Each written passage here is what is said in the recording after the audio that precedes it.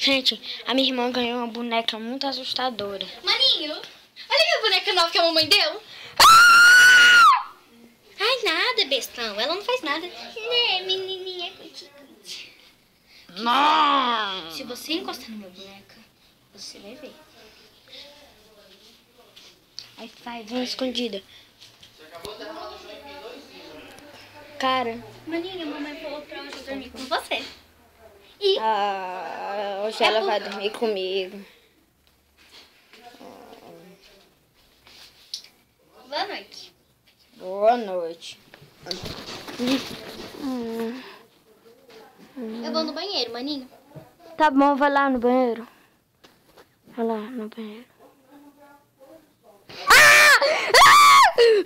Gente, vocês viram a boneca dela? A boneca dela. Oi, amiguinho.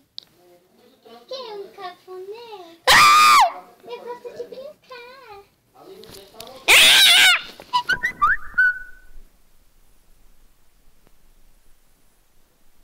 Maninho, por que você pegou minha boneca?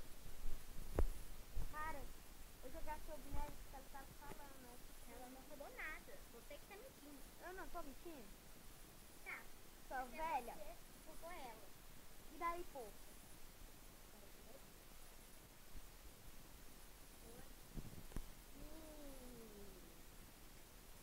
Algo estranho nessa parada.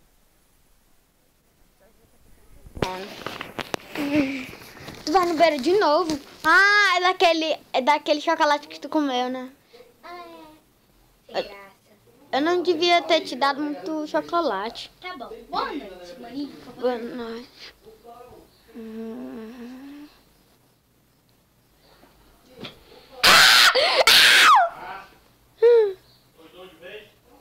Ai, meu Deus.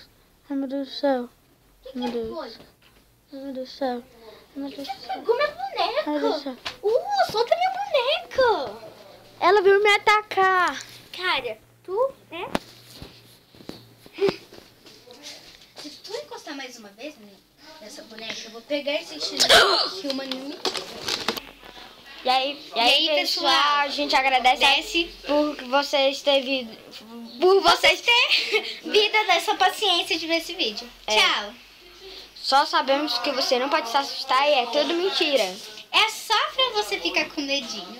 Nós botamos no ar linhas invisíveis, tá bom? E tchau, até o próximo vídeo.